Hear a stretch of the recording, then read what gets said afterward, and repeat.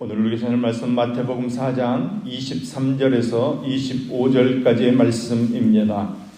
신약성경 5쪽입니다. 마태복음 4장 23절에서 25절까지의 말씀입니다. 마태복음 4장 23절에서 25절까지 말씀을 우리 같이 한 목소리로 읽겠습니다.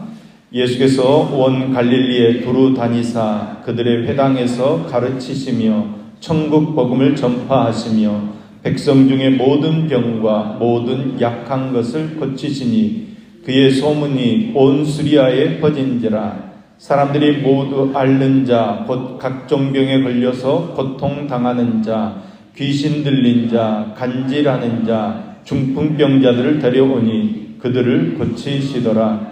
갈릴리와 데가볼리와 예루살렘과 유대와 요단강 건너편에서 수많은 무리가 따르니라. 아멘, 아멘. 오늘 우리가 같이 읽을 말씀은 마태복음 4장에서 6장까지의 말씀입니다. 4장에는 공생애가 시작되었을 때 광야의 시험을 이기시는 예수님의 모습을 기록하고 있습니다. 예수님께서 광야에서 40일 동안 금식하신 후에 마귀의 시험을 이기시는 내용은 이스라엘 백성들이 이루지 못한 하나님의 뜻을 성취하시는 예수님에 대해서 밝히고 있는 것입니다. 이스라엘 백성들은 불신앙으로 인해서 심판을 받았지만 예수님께서는 말씀으로 마귀의 시험을 이기시고 승리하셨다는 것을 밝히고 있는 것입니다. 이것은 하나님을 온전히 믿고 말씀을 순종하는 자들만이 가나안 땅의 기업을 얻게 된다는 것을 의미하는 것입니다. 마귀는 예수님을 세 가지로 시험합니다. 첫 번째로 3절 말씀에 마귀는 내가 하나님의 아들이라면 돌들을 명하여 떡이 되게 하라 시험합니다. 두 번째 시험은 6절 말씀에 성전 꼭대기에 뛰어내리면 천사들이 받아줄 것이다 이렇게 시험합니다. 세 번째 시험은 8절 말씀에 천하만국과 그 영광을 보여주면서 마귀에게 엎드려 경배하면 이 모든 것을 주겠다고 시험합니다. 그러나 예수님께서는 이 모든 시험을 말씀으로 이기십니다. 예수님께서는 광야에서 실패한 이스라엘 백성을 대신해서 우리에게 본을 보여주시는 것입니다.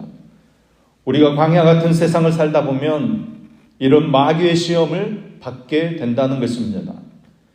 그럴 때 예수님께서 승리하신 이 모습을 기억하면서 마귀와 싸워 승리하라고 말씀하시는 것입니다. 우리에게 이런 시험이 있을 때마다 변하지 않는 하나님의 진리의 말씀 위에 굳게 서서 성령의 검 하나님의 말씀으로 사단의 모든 권세를 이기고 하나님 자녀들에게 주시는 그 풍성한 복을 받아 누리는 저와 여러분 되기를 간절히 소망합니다. 예수님께서 이제 가나안 땅을 상징하는 스불론, 납달리 지역에 와서 하나님의 나라를 선포하십니다. 그리고 그 땅에서 하나님의 나라가 어떤 것인지를 보여주시는 주님의 사역을 펼치십니다. 그 사역을 위해 새로운 일꾼들을 부르시는데 베드로와 안드레, 야고보, 요한을 부르시게 됩니다. 23절 말씀은 예수님의 사역을 세 가지로 설명합니다. 예수께서 온 갈릴리에 두루 다니사 그들의 회당에서 가르치시며 복음을 전파하시며 백성 중에 모든 병과 모든 약한 것을 고치시니 이 사역이 하나님의 나라 사역이고 영혼을 살리고 생명을 살리는 사역입니다. 하나님의 말씀을 가르치시고 복음을 전파하시고 병과 모든 약한 것을 고쳐주십니다. 죄로 말미암아 고통당하던 모든 것들이 회복되어지는 것입니다. 하나님의 말씀이 우리 속에 들어올 때 우리 속에서 죄가 드러나게 되고 죄를 고백하고 회개하면서 우리 마음에 하나님의 나라가 임하고 우리의 고통과 우리의 삶의 모든 문제가 해결될 때 우리는 하나님의 나라의 복을 받게 되는 것입니다. 우리 가운데 이런 하나님의 나라가 이루어질 줄로 믿습니다. 오늘도 우리가 하나님께서 우리를 이 땅에 보내신 목적을 분명히 깨닫고 하나님의 말씀을 통해 우리의 모든 죄를 회개하고 우리의 영육이 회복되어질 때 우리의 마음에 하나님의 나라가 임하게 될 것이고 하나님의 나라의 복을 받는 저와 여러분 될 줄로 믿습니다. 우리의 복을 빼앗으려고 시험하는 이 마귀의 모든 시험을 말씀으로 이김으로 이 땅에서 넉넉히 이기는 삶을 사는 저와 여러분 될 수 있기를 간절히 소망합니다. 이제 5장부터 7장까지 말씀은 팔복 산상수훈의 이야기입니다. 먼저 팔복의 이야기가 시작됩니다. 이 이야기를 복받는 8가지 비결이다 이렇게 생각하시면 안 됩니다. 팔복을 조건문으로 오해하고 있는 사람들이 많습니다. 심령이 가난하면 복이 있고 애통하면 복이 있다 이런 식으로 해석해서는 안 됩니다. 그래서 심령이 가난한 자가 되자 애통하는 자가 되자 그래서 결론은 복받자 이렇게 나아가시면 안 됩니다. 그런 말씀이 아닙니다. 팔복은 복을 받는 조건과 자격을 언급하고 있는 말씀이 아닙니다. 예수님께서 우리를 향해 복을 선언하시는 것입니다. 복되다 선포하시는 것입니다. 무엇에 대한 결핍이 있고 무엇에 대한 가난함인지는 모르지만 어쨌든 심령이 가난한 자들이 예수님 앞에 나왔습니다.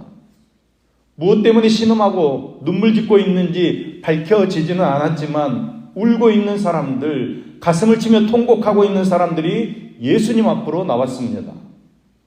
어떤 연유로 인해서 굶주렸는지 또 어떻게 그렇게 목말라 하고 있는지 우리가 잘 알지 못하지만 잔뜩 굶주리고 잔뜩 목마른 사람들이 예수님 앞으로 나온 것입니다. 그들을 향해 예수님께서 선포하십니다. 선언하십니다. 너희가 복이 있도다. 그 복을 누리는 삶을 살기 위해 우리는 어떤 삶을 살아야 합니까? 산상수훈의 말씀은 우리로 하여금 그리스도인다운 삶을 살도록 요구하고 있습니다. 어떤 삶을 사는 것이 그리스도인다운 삶을 사는 것입니까? 예수님 앞으로 나아가는 것입니다. 말씀 앞으로 나아가는 것입니다. 말씀을 지키며 말씀을 순종하며 살아가는 것입니다. 말씀을 통해서 우리가 주님 앞에서 함께 지어져 가는 것입니다. 이 산상수훈 예수님께서 산에서 제자들에게 가르치시는 것은 하나님께서 신의 산에서 율법을 주신 것과 비교되어집니다. 그런 점에서 산상수훈은 왕이신 예수님의 취임 연설이다 이렇게 이야기들을 합니다. 예수님께서는 율법을 완성하셨습니다.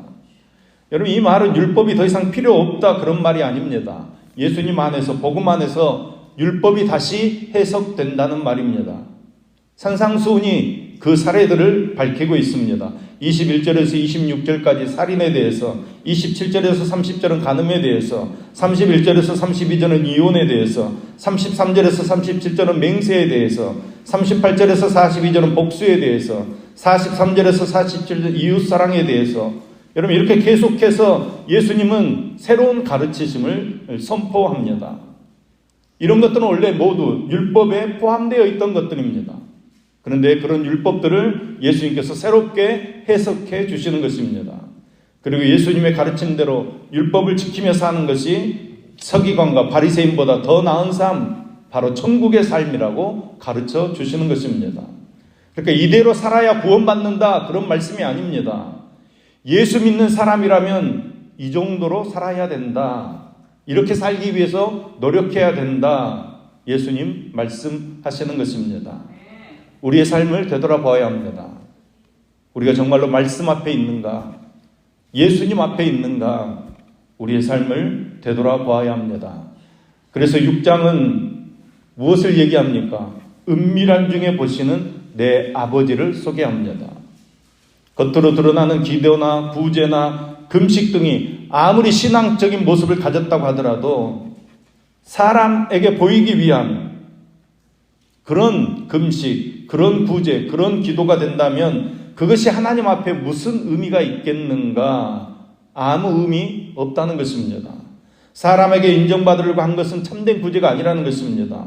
선을 행한 후에 사람들의 인정을 받지 못해서 내가 아쉬워한다면 하나님께도 인정받지 못할 것입니다. 사람을 의식하는 기도는 참된 기도가 아닙니다. 기도의 핵심은 정성이 아니라 하나님의 뜻입니다. 하나님을 설득하기 위해 기도하는 것이 아닙니다. 하나님께 복종하기 위해 기도하는 것입니다. 그래서 예수님께서 우리에게 기도를 가르쳐 주십니다. 믿음의 토대 위에서 바른 기도를 할 수 있도록 기도를 가르쳐 주십니다. 이 주님의 기도를 잘 이해해야 합니다. 우리의 뜻을 구하는 기도가 아닙니다. 하나님의 뜻이 이 땅 가운데서 이루어지기를 기도하는 것입니다. 우리가 하나님께 바른 기도를 드릴 수 있으면 이방인들처럼 중언부언하지 않을 수 있는 것입니다. 또 사람에게 보이기 위한 금식은 참된 금식이 아닙니다. 금식은 하나님의 뜻대로 살지 못한 것을 슬퍼하며 온 힘을 다해 하나님께 집중하는 시간입니다. 여러분, 모든 경건 생활이 사람을 의식하지 않고 하나님을 의식해야 합니다. 은밀한 중에 보시는 하나님께서 우리의 중심을 보실 줄로 믿습니다. 우리를 측은히 여기셔서 우리를 살려주시고 우리를 구원해 주신 하나님께서 왜 우리 마음을 모르시겠습니까? 왜 우리의 힘든 것들 모르시겠습니까? 하나님께서 우리를 만져주시고 새롭게 하실 줄로 믿습니다. 사람의 시선 의식하지 마시고 은밀한 중에 보시는 하나님을 생각하며 말씀을 지키는 삶, 경건 생활에 힘쓰는 하나님의 자녀가 될 수 있기를 예수님의 이름으로 축복합니다. 기도하겠습니다. 은밀한 중에 우리를 보고 계신 하나님 아버지, 우리가 어떤 마음을 가지고 하나님께 나아가고 있습니까? 오늘 우리가 어떤 마음으로 하나님 앞에 서 있습니까? 구제하고 기도하고 용서하고 금식하는 모든 일, 교사로 봉사하고 찬양대로 봉사하고 재직으로 봉사하는 그 모든 것은 하나님께서 보고 계시고 알고 계신다는 믿음으로부터 시작되는 신실한 믿음의 삶이 되게 하여 주시옵소서. 혹여라도 나를 드러내고 나를 높이고자 하는 교만이 되지 않게 하시고 우리의 유익을 구함이 아니라 하나님의 뜻을 구하며 하나님을 섬기고 이웃을 섬기는 귀한 일이 되도록 은혜 베풀어 주시옵소서. 6월절 어린 양으로 오셔서 그 십자가 구속의 길을 묵묵히 걸으셨던 주님처럼 이 땅에 주님의 몸된 교회로서 우리의 삶의 걸음도 화려한 영광을 쫓는 걸음을 멈추고 이 땅에 주님의 말씀을 이루는, 주님의 뜻을 이루는 그곳에 우리의 시선을 두고 우리의 마음을 두고 우리의 손과 발도 두게 하여 주시옵소서. 우리를 업으로 부르신 것을 감사드립니다. 우리의 각자의 삶의 자리에서 주님 주신 이 사명 잘 감당할 수 있도록 은혜를 더하여 주시옵소서. 오늘도 소망을 품고 1천만 영업는 임지용 청년, 임상훈 청년, 강영재, 강일의 손길을 흠양하여 주시옵소서. 하늘 가는 밝은 길로 인도하시며 능력과 권세로 세상을 이기는 삶을 살아가도록 함께하여 주시옵소서. 오늘 생일 맞은 공영희 집사님을 기억하여 주옵소서. 자녀 유선우, 유진우의 꿈을 열어주시고 하나님의 은혜가 충만한 삶을 살도록 이끌어 주시며 남편 유상국 집사의 하는 모든 일들이 하나님의 지혜가 가득하도록 역사해 주시옵소서. 가족 모두가 하나님의 말씀을 더욱 깊이 깨달아 믿음 안에서 살도록 함께하여 주시옵소서. 질그릇 같은 저희가 깨지고 부서지지 않도록 모든 재난과 사고와 질병의 위협으로부터 우리를 보호하여 주시옵소서. 몸이 아픈 분들에게 치유함을 허락하여 주시며 연로하신 어르신들의 정신과 육체를 강건하게 지켜주시며 어린아이와 청소년, 청년들의 발걸음을 주님께서 지켜주시어서 믿음의 길에서 승리하도록 역사해 주시옵소서. 오늘도 우리의 삶의 모든 순간이 주님 앞에 드려지는 아름다운 향기가 되어지도록 주님께서 우리를 지켜주시옵소서. 예수님의 이름으로 기도합니다. 아멘.